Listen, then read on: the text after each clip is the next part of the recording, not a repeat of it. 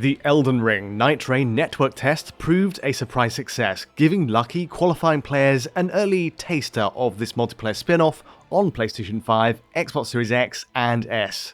The good news is that Nightreign's central hook is rather compelling. In combining developer FromSoftware's Souls combat with a Fortnite-inspired PvE online mode, it's clear that there's plenty of strategic depth to look forward to when the final game lands on the 30th of May. It's a recipe that works against all odds. The less good news though is that the technical makeup of Elden Ring, notably its frame rate, is so far unimproved in Nightreign.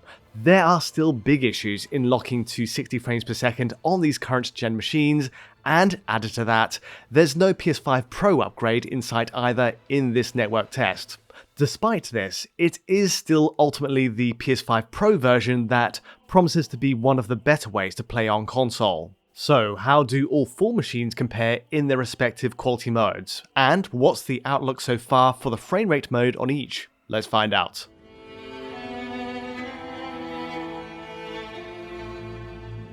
The tweaks to Nightreign's rules bear mention before we kick off. In a nutshell, this is a much faster paced, player versus everyone variation of Elden Ring, with roguelike elements thrown in for good measure. At the start of each game, you're flown into Limveld, a kind of greatest hits remix of the main game's Limgrave map, with many of its major landmarks condensed into a smaller area.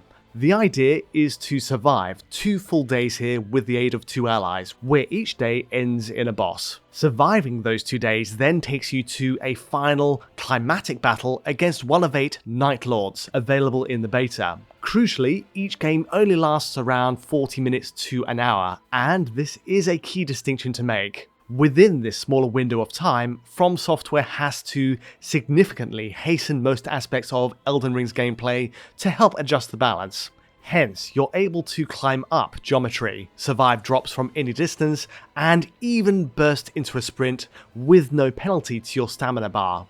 Leveling up is also streamlined into a single value, affecting your character's stats in a simpler, predetermined manner. And finally, death is penalized by losing a level on respawning, costing you precious time ahead of challenging a boss.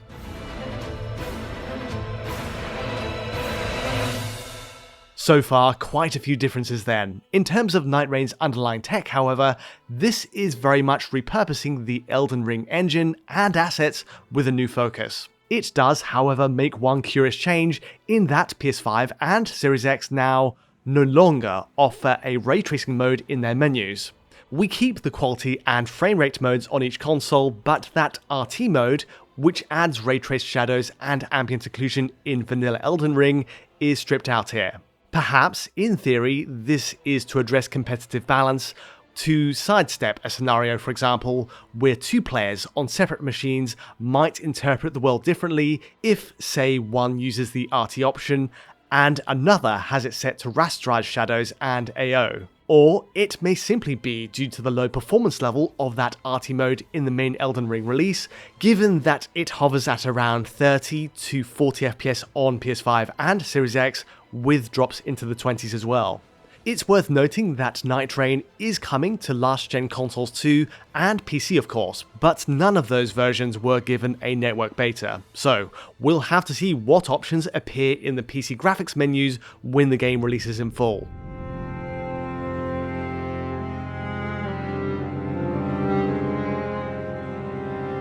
With the removal of that RT mode on PS5 and Series X, we're left with a much simpler choice between quality and frame rate modes. In summary, we get the exact same metrics as the main Elden Ring game here, and as far as native resolutions go, Nightreign makes no changes. Quality mode runs at a fixed 4K resolution on PS5 and Series X, while we get a fixed 1440p on Series S. Alternatively, the frame rate mode adds some flexibility here, by running at a dynamic 1512p to 4K range on PS5 and Series X, and also a 1008p to 1440p range on Series S.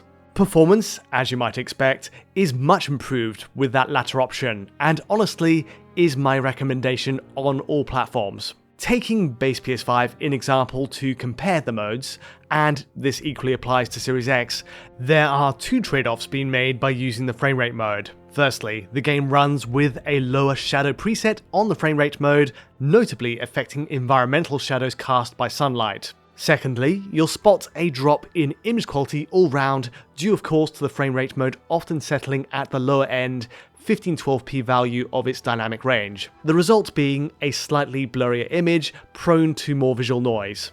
Now, regardless of your selected mode, the game's in-engine cutscenes always run at a 4K resolution. Tellingly, and as a byproduct of that, the framerate reading between the two modes is practically identical during this scripted transition from the round table hold to the Limveld map.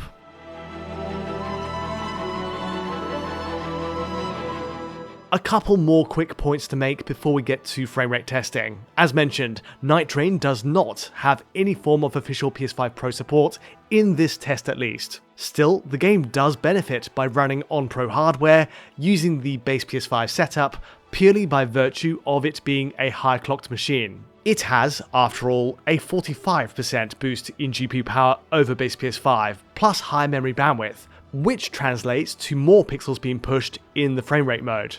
In effect, the Pro model is able to more often stretch to the peak 4K resolution of this mode's DRS range, resulting in a visibly crisper image. Really though, this is the only major visual benefit to playing on Pro hardware, since the other settings, like shadow quality, are locked in place at a software level. Next along, my second point relates to the Xbox Series machines. Inevitably, Series S takes a more notable image quality hit in its framerate mode than the other consoles. Added to that, the 4 teraflop machine takes a further cutback in shadow quality over the PS5 and Series X version using this same mode.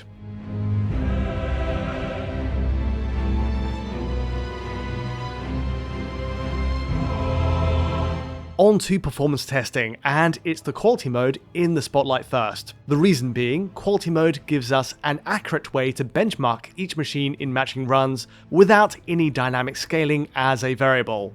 In using fixed resolution values, that is 4K on PS5, PS5 Pro and Series X, or 1440p on Series S, we know exactly what load each GPU is under.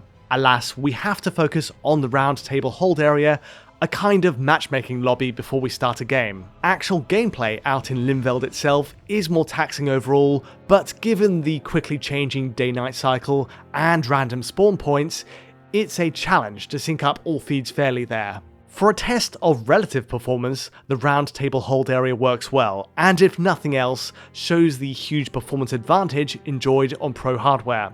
Running into the round table building, for example, PS5 Pro hovers at 55 FPS, PS5 and Series X run at 39 FPS apiece, while Series S trails behind at 35 FPS.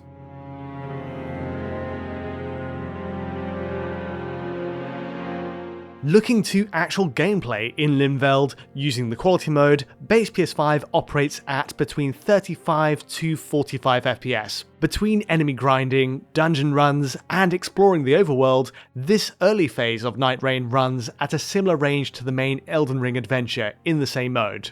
Likewise, Series X doesn't differ too greatly to the base PS5, with a similar 35 to 45 FPS range. On both of these consoles, however, drops to the mid-20s are very possible as the days turn to night, and especially once we encounter those Night Lord bosses. Even for the image quality purist craving a pixel-perfect 4K picture, it's a hard trade-off to make, given the penalty to controller response when you most need it. Meanwhile, the 4 teraflop Series S is even worse off in this quality mode, where a majority of play hovers at between 30 to 40 FPS, which is often 5 frames per second lower on average compared to the other consoles. Added to that, and even with Series S's lower 1440p resolution, we're seeing much more frequent drops to the mid-20s during open world action.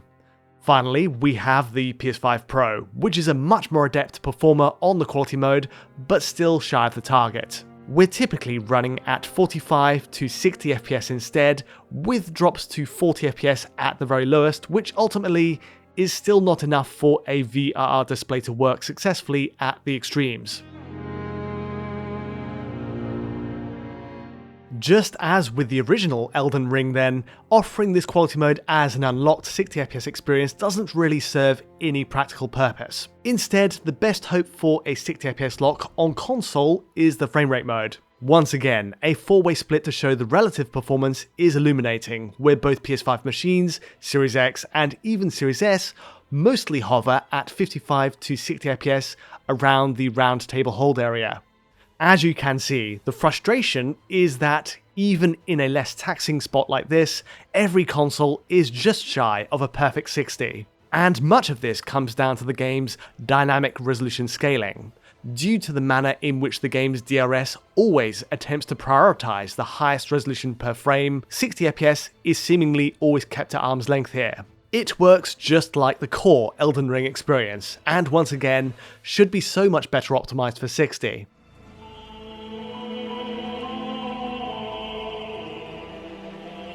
Sticking with that framerate mode, Limveld's open world pushes each machine much harder. Base PS5 and Series X run at between 45 to 60fps on this mode, where again the native res rarely breaks past the 1512p mark on each. Curiously, while a majority of open field play runs at 45 to 60, this final boss encounter does surprisingly play out much closer to the top line. Still, as with the base Elden Ring adventure, it's worth stressing that Series X has an overall advantage over base PS5 due to its wider VRR range. Base PS5's more restrictive 48 to 60Hz VRR range does not cover every drop in a Nightreign campaign, meaning you'll still catch perceptible judder. Whereas the 40 to 60Hz VRR range on Series X is much better suited. This advantage even applies to Series S, where the frame rate wavers between 40 to 60fps, fitting neatly within that VRR window. Switching to PS5 Pro meanwhile, the good news is that Pro hardware runs at a much higher 50 to 60fps around the Limveld area, which does make VRR more viable even with the more limited range on PS5 systems. In short, a combination of VRR and framerate mode is the best route forward on current-gen machines, though base PS5 users may spot lingering judder as it falls outside the ideal range. This network test gives us a fascinating early sample of what Nightreign has in store. Despite some initial skepticism, it's a genuine surprise to see this blend of ideas pay off in something so addictive. Elden Ring's balance is tweaked to allow for tight PvE mini-adventures, brisker in their pace, and yet benefiting from our familiarity with its controls and world. As far as its technology goes, the beta also shows, sadly, a familiar lack of optimization for 60fps on console right now, just as with the core Elden Ring game. It's coming to PC of course, but the best case scenario on console, based on what I'm seeing, would have you play it in the framerate mode, ideally with VRR active. PS5 Pro users also get an often higher resolution image into the bargain using that framerate mode, arguably making it the best way to play of the four. Again though, it's not long to wait until the May 30th release, and I'm curious to see more options open up in the game's lobby, and also if we might see any technical improvement here. But that's all from me today. If you did enjoy this video, feel free to like or subscribe, and don't forget to hit that bell for instant notifications as any new video lands. To get a high quality version of this video and many more, check out our Patreon at digitalfoundry.net, and to get in touch directly, you know where to find me. But from me for now, thanks for watching.